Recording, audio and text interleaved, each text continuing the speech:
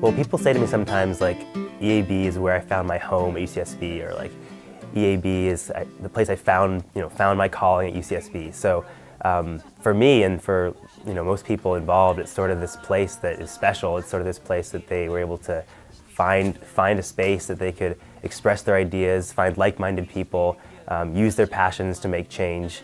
And so it's just a place that provides all those things. What we don't have millions of dollars. We don't have hundreds of millions of dollars to spend. But what we do have is we have people power. And the one thing that the folks in Washington care about is people power. The amazing thing is that the folks that are paid hundreds of thousands of dollars on the national level to run big national environmental organizations are looking to each and every one of you for the answer, because they don't know how to build movement. And so that's what we're here to do. And that's what we're going to do this spring. That's what we're going to do next fall. We're going to build a national movement that's powerful enough to change this entire country and move past this economic system that causes environmental injustice.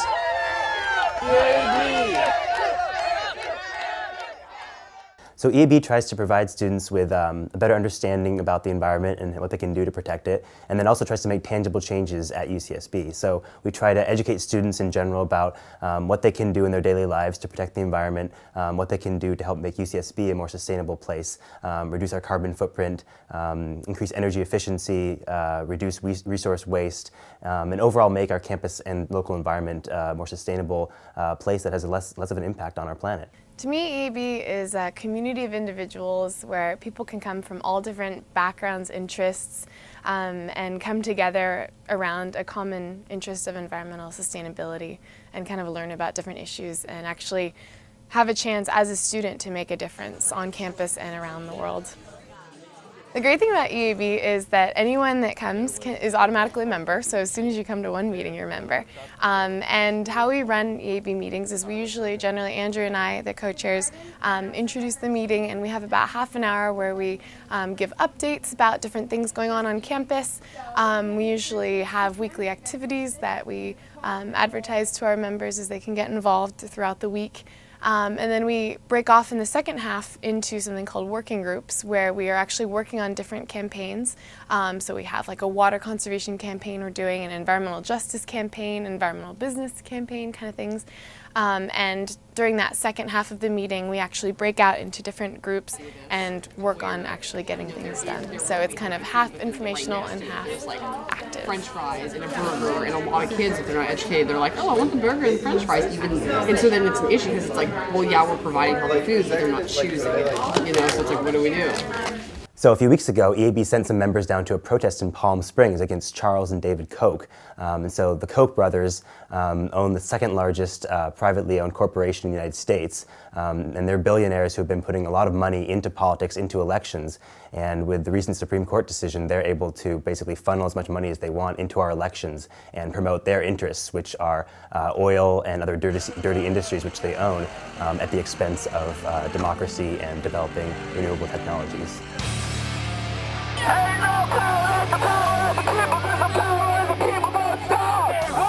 Since 1997, the Kochs have spent $55 million on libertarian and free market think tanks that deny climate science. And political elites meet with them so that they can further figure out how to subvert our political system.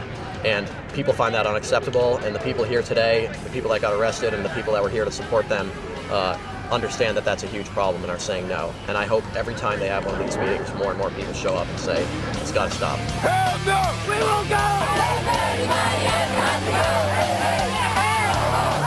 Can I get a crew to invade your kind of process? I just asked you this.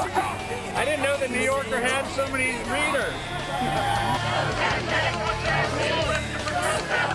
No Java Jews! No peace! No Java Jews! No peace!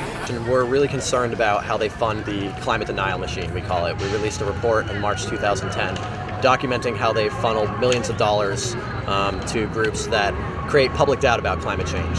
They outspend even ExxonMobil by a very large margin. They're each worth $21.5 billion now. So if you put that wealth together, there's two people in this country richer than them, Bill Gates and Warren Buffett. No, they don't want a clean energy economy. They don't want people believing in global warming. They want to keep refining oil and shipping it through their pipelines and getting natural gas and creating fertilizers and all the things that their conglomerate does.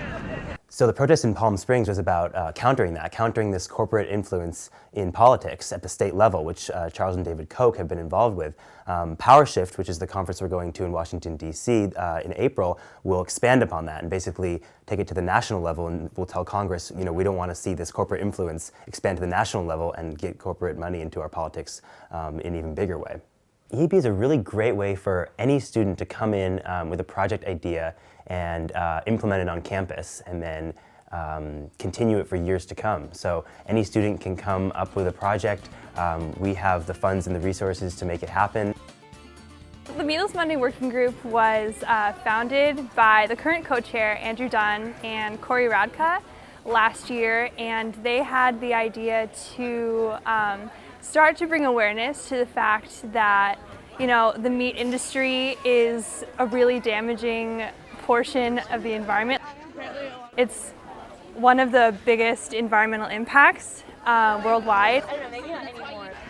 People aren't as opposed to it as they think. It's really simple to do.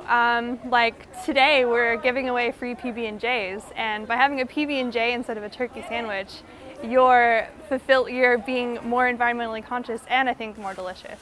So I think it's easy to forget that here in Santa Barbara we have these thriving local farms basically right in our backyard with all this amazing local produce. You go to the supermarket and get your food, but really we have agriculture happening right up the road that you can go taste and appreciate. And so EAB tries to provide opportunities for students to go on field trips, like to Fairview Gardens we went recently.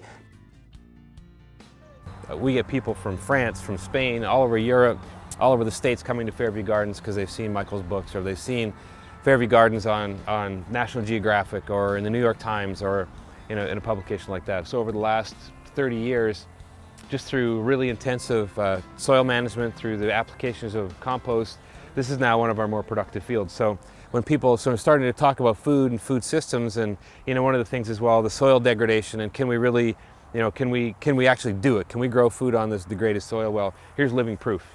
So not only do we try to expose students to local food grown in the area, but we actually try to grow our own food here on campus. So EAB has its own garden plot, and we encourage students to come out, learn to garden, and show them how easy it is to grow their own food.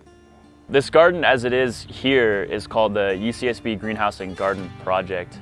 Originally, the Greenhouse and Garden Project was on campus. So in 1980, they decided to move it to the present location that it is here, which is out just west of Harder Stadium. So I got involved with EAB my first quarter here, which was last fall, so it would have been the fall of '09.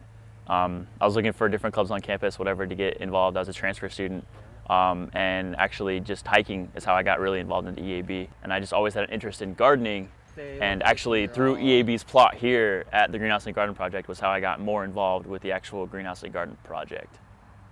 We think that anybody can get involved with EAB and with environmental projects on campus. So you don't have to be an environmental studies major. I'm a film studies major myself, but I'm passionate about the environment, and so that's why I'm involved.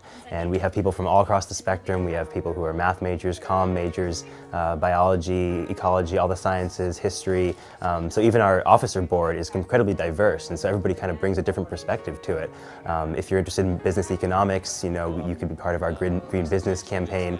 And if you're interested in film and media like I am, you could be part of using media to communicate messages of the environment and get people to care about it. I'm just so proud of this organization and so excited to be a part of it. And I'm really confident that down the road there's going to be so many more amazing activists that are part of this organization, and I can see that it's going to be a force to be reckoned with throughout the future.